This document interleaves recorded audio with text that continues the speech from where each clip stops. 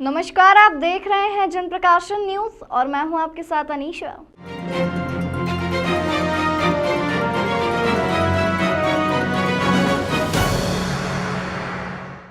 आगामी 4 नवंबर से 10 नवंबर तक मनाए जा रहे अखिल भारतीय कालिदास समारोह के संबंध में कालिदास संस्कृत अकादमी के अभिरंग नाट्यगृह में स्थानीय समिति की बैठक आयोजित की गई। बैठक में भाग लेने के लिए मध्य प्रदेश की संस्कृति मंत्री उषा ठाकुर उज्जैन पहुंची। बैठक में समिति सदस्यों और गणमान्य नागरिकों ने संस्कृति मंत्री को अपने अपने सुझाव पेश किए। किसी ने स्थानीय कलाकारों को भी मंच प्रदान करने की अपील की, तो किसी ने इसे और अधिक भव्य पैमाने पर मनाने का सुझाव प्रस्तुत किया। बैठक में एक यह सुझाव भी आया कि कालिदास समारोह में पहले राष्ट्रपति और प्रधानमंत्री भी सम्मिलित हुआ करते थे, लेकिन कुछ समय से यह कार्यक्रम प्रादेशिक स्तर का होकर सिमट गया है। दर्शकों की अगर बात की जाए तो लाखों रुपए खर्च किए जा रहे हैं। आयोजन में मुट्ठी भर दर्शक भी उपलब्ध नहीं हो पाते हैं। हालांकि इसके लिए आमंत्रण पत्र हजारों की संख्या में छपवाए जाते हैं, जिन पर लाखों रुपए खर्च भी आता है। संस्कृति मंत्री ने सभी सुझावों को ध्यानपूर्वक सुनकर कार्यक्रम को सफल और भव्य बनाने के लिए हर संभव प्रयास करने का आश्वासन दिया। संस्कृति मंत्री उषा ठाकुर ने बताया कि कार्यक्रम को और अधिक भव्य बनाने के लिए देश की राष्ट्रपति द्रौपदी मुर्मू को भी आमंत्रित किया जाएगा। साथ ही देश के प्रधानमंत्री से भी संपर्क कर उन्हें भी आमंत्रित किया जाएगा। यदि किसी कारणवश वे सम्मिलित ना भी हो पाए तो ऑडियो या वीडियो संचार के माध्यम से उनकी उपस्थिति को दर्ज कराने का प्रयास करेंगे। कालिदास समारोह भव्यता के साथ, पूरी गरिमा के साथ इस बार मनाया जाएगा। महामहिम राष्ट्रपति जी को लाने का 100% प्रयास करेंगे और मुझे उम्मीद है कि उनकी अनुमति हमको मिलेगी।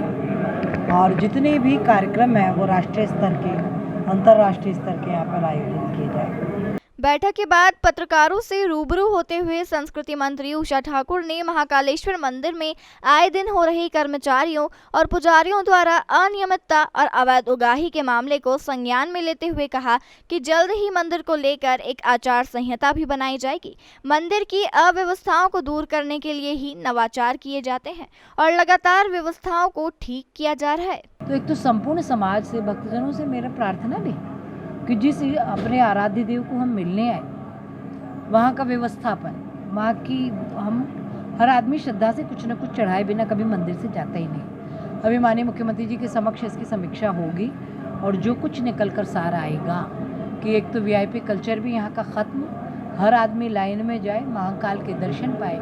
महाकाल के परिसर में महाकाल के अलावा कोई वीआईपी हो ही नहीं सकता। जो इस प्रकार का भ्रम पालते हैं वो भ्रम भी जड़मूल से समाप्त करें। पिछले दिनों गरबा पांडालों के संबंध में दिए गए अपने बयान पर अटल रहते हुए संस्कृति मंत्री उषा ठाकुर ने उज्जैन में भी अपने बयान को दोहराया और कहा कि गरबा पांडालों पर जो भी व्यक्ति आए उसे अपना आधार कार्ड और पहचान पत्र जरूर लाना चाहिए। जो भी गलत व्यक्ति पकड़ाया जाता है उस पर गरबा आयोजकों द्वारा निश्चित तौर पर कार्रवाई की जाएगी। जी, गरबों को लेकर ये आग्रह किया है सभी के साथ कि हर गरबा पांडाल में जो भी व्यक्ति प्रवेश करे वो अपने मतदाता परिचय पत्र के साथ प्रवेश करे, अपनी पहचान छुपाकर कोई भी गरबा पंडाल में ना आए। मध्य प्रदेश में रहेगा? जी, मोदी जी की संभावना शरद पूर्णिमा के आसपास की बन रही है और निश्चित रूप से महाकाल के दर्शन को पधारेंगे।